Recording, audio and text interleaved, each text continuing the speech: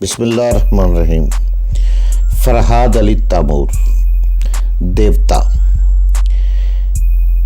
ایک بہت ہی اچھا داستان، ایک ایسے نوجوان کی کہانی جس کی صلاحیتوں نے دنیا بھر کے طاقتور ملکوں اور انسانوں کو دھول چٹا دی۔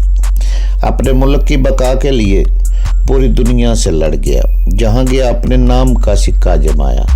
جسے بچپن میں نہ ماں کا پیار ملا نہ باپ کا، جو ماں کی گود کو ترستا رہا، جسے نفرت ہی نفرت ملی۔ تو جناب اس کی طرف چلنے سے پہلے آپ پلیز چینل کو سبسکرائب کریں، لائک اور شیئر کریں تاکہ ہر آنے والی قسط آپ کو فوری مل سکے۔ دیوتا فرحاد علی تیمور، قسط نمبر 124۔ وہ سمجھا رہی تھی اور سعید احمد خوش ہو رہے تھے۔ فیروزہ نے انہیں جلد ہی اپنے کمرے سے رخصت کر دیا تاکہ میں اس کے کمرے میں آ سکوں۔ وہ میرے استقبال کے لیے آئینے کے سامنے جا کر اپنے بدن پر خوشبو اسپرے کر رہی تھی۔ میں نے اس کی سوچ میں کہا، فرحاد اتنی جلدی نہیں آئے گا کیونکہ سمر ابھی جاگ رہی ہے۔ اس وقت تک مجھے یہ سوچنا چاہیے کہ میں فرحاد کو اپنانے اور پاس رکھنے کے لیے کیا کر سکتی ہوں۔ فیروزہ کی سوچ نے کہا، ہاں میں کیا کر سکتی ہوں؟ میں اسے اپنی دولت کا لالچ نہیں دے سکتی کیونکہ وہ خود دولت مند ہے۔ وہ صرف میرے ظاہری حسن سے متاثر ہو گیا ہے، لیکن جب وہ میرے باطن میں جھانک کر دیکھے گا تو ہو سکتا ہے بدک جائے۔ جس طرح وہ مجھ پر مر مٹا ہے، اس سے ظاہر ہوتا ہے کہ وہ عورتوں کے معاملے میں اناڑی ہے، مگر میں اپنے اندر ٹوٹ پھوٹ کو اچھی طرح سمجھتی ہوں۔ بس یہی سوچ کر ڈر لگتا ہے کہ ایک رات گزارنے کے بعد کہیں وہ مجھ سے مایوس نہ ہو جائے۔ میں عمر رفتہ کو کیسے آواز دوں؟ 20 برس پہلے کیسی قیامت کی جوانی تھی۔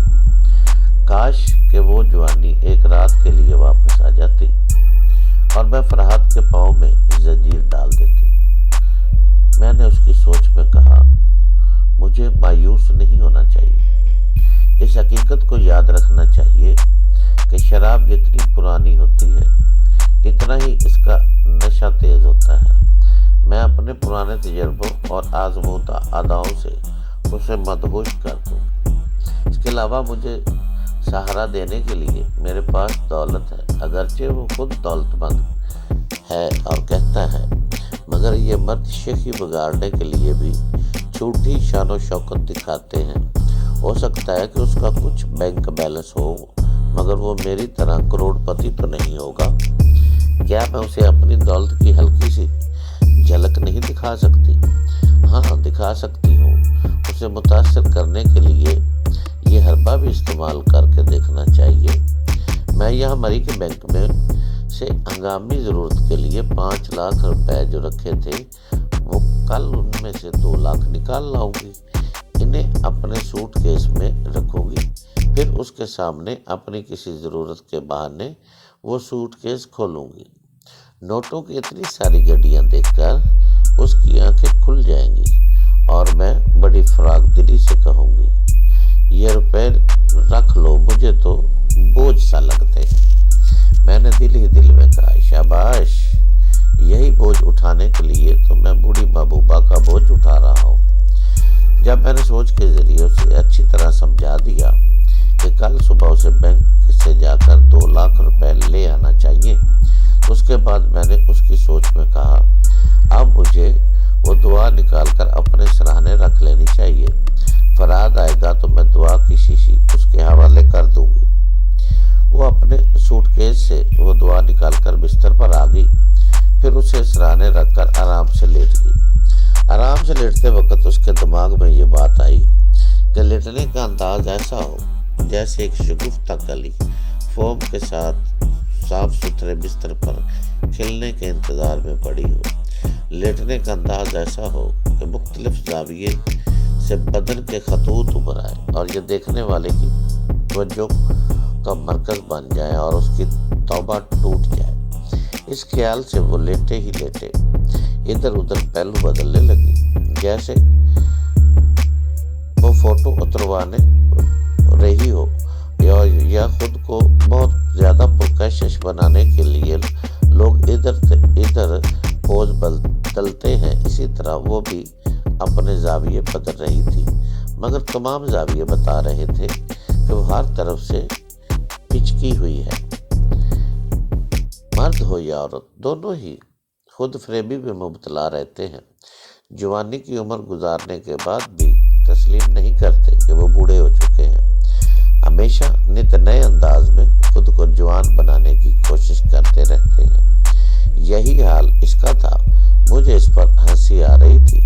मैं थोड़ी देर तक उसकी बुरी अदाओं से महजूज होता रहा। फिर मैंने उसकी सोच के जरिए कहा, अब मुझे आंखें बंद करके लेटे रहना चाहिए ताकि मैं इससे अनजान बनी रहूं। यह देखती रहूं वो कमरे में आकर किस अंदाज में मोहब्बत का आगाज करता है। इस सोच के मुताबिक उसने आंखें बंद कर ली और मेरा इंतजार करने लगी। मैंने फिर उसकी सोच में कहा, उफ, कितनी थकन महसूस हो रही है। जी चाहता है कि अब आंख न खुले, इस तरह लेटी रहूं और आहिस्ता आहिस्ता सो जाऊं। हाँ, सोने को बड़ा जी चाह रहा है। मुझे थोड़ी देर के लिए सो जाना चाहिए। और मैं सो रही हूँ। मेरे हाथ पांव सुस्त पड़ रहे हैं। मेरे दिमाग पर धुंध छा रही है। चारों तरफ धुआं ही धुआं महसूस हो रहा है। मैं ज़हनी तौर से किसी अंधे की गहराई में डूबती जा रही हूँ। मैं सो रही हूँ, मैं सो रही हूँ, मैं सोती जा रही हूँ। उसने सोने की मुखालफत की। मेरे मशवरे के खिलाफ उसने आँख खोलने की कई बार कोशिश की, लेकिन मेरी सोच इस पर हावी होती जा रही थी। थोड़ी देर की जदोजहद के बाद वो आहिस्ता आहिस्ता सो गई। इसके सो जाने के बाद मैं भी अपने बिस्तर पर आराम से लेट गया और मास्टर यूशे की खबर लेने लगा। मास्टर यूशे जाग रहा था और अपने बेडरूम में बैठा हुआ विस्की पी रहा था।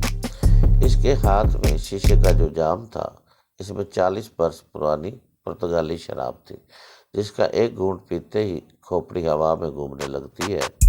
इतना तेज नशा होता है कि अनाड़ी उसे पीकर संभल नहीं पाते। मगर वो कई घूंट पी चुका था और होश में था। इतनी पुरानी शराब भी इसके लिए पानी हो गई थी, क्योंकि उसके दिमाग पर मेरी शख्सियत बुरी तरह हावी हो गई थी और अब तक मेरे लिए परेशान था। मैं अचानक कहाँ गायब हो गया हूँ और आइंदा किस तरह उसके हाथ आ सकता हूँ। जिस बैलमंडो के जरिए वो मुझ तक पहुँचने की कोशिश कर रहा था, वो अब इस दुनिया में नहीं रहा था। सिर्फ एक रोमा रह गई थी जिसके सहारे वो यहाँ आकर मुझे तलाश कर सकता था। इसलिए वो बार बार रोमा से राब्ता कायम कर रहा था। रोमा रो रो कर बुरा हाल कर रही थी। इसकी समझ में नहीं आ रहा था कि उसका अंकल कहाँ गुम हो गया है। मास्टर यूशे उसे झूठी तसल्लियाँ दे रहा था कि उसका अंकल इतनी आसानी से नहीं मर सकता। उसके साथ कोई हादसा पेश आया है जिसकी वजह से उसका वक्ती तौर पर राब्ता नहीं मिल रहा। इस वजह से वो बैलमंडो से ज़हनी राब्ता भी कायम नहीं कर सकता। मेरा ख्याल है कि उसे कोई चोट वोट लग गई है। आज नहीं तो कल उसका अंकल ज़रूर हमें मिल जाएगा। बस वो रोमा को जिस तरह झूठी तसल्लियाँ दे रहा था ताकि उसके यहाँ पहुँचने तक रोमा हाथ से न निकल जाए या अपने अंकल को ज़िंदगी से मायूस होकर खुद भी मरने का इरादा न कर ले और इस शैतान से कोई भूल न हो जाए। जब वो बागी हो जाएगी और पागलपन और अपनी मौत से नहीं घबराएगी तो फिर वो किसी के काबू में नहीं आएगी। इसलिए वो रोमा को बार बार समझा रहा था कि कल इस मुल्क में पहुंचते ही वो उसके अंकल को ढूंढ निकालेगा। हाँ, कल वो यहाँ पहुंचने वाला था। कल से मेरे लिए नई मुसीबतों का आगाज होने वाला था। नए तूफान सर उठा रहे थे और मैं आराम से लेटा हुआ था, क्योंकि मेरी मुट्ठी में यही थोड़ा सा वक्त रह गया था। कल तक मैं ज़रा सुकून से ज़िंदगी गुजार सकता था। कल के बाद क्या होने वाला था ये मैं नहीं जानता था। मेरी तकदीर जानती थी। मैं सारी दुनिया की सोच पढ़ने वाला अपनी तकदीर के मंसूबों को नहीं पढ़ सकता था। इसलिए कल तक सब्र कर रहा था और ज़्यादा से ज़्यादा सुकून से रहकर अपने आप को ताज़ा दम रखना चाहता था। मगर मुझे नींद नहीं आ रही थी, इसलिए कि दोपहर को बहुत देर तक सोता रहा था।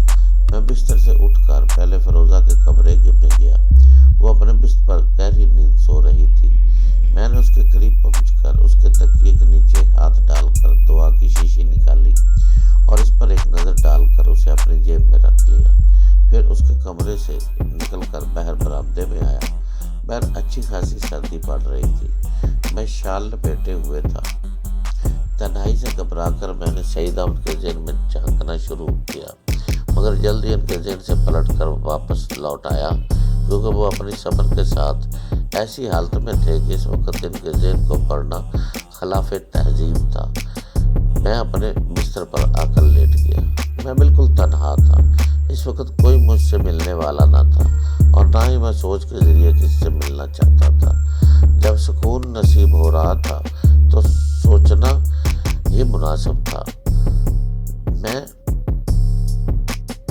لہذا میں اپنے آپ ہی سوچنے لگا۔ پھر خیال آیا کیوں نہ اس سکون سے سو ہی جاؤں، اور پھر میں اپنے ذہن کو ہدایت کرنے لگا کہ صبح 5 بجے میری آنکھ کھل جائے۔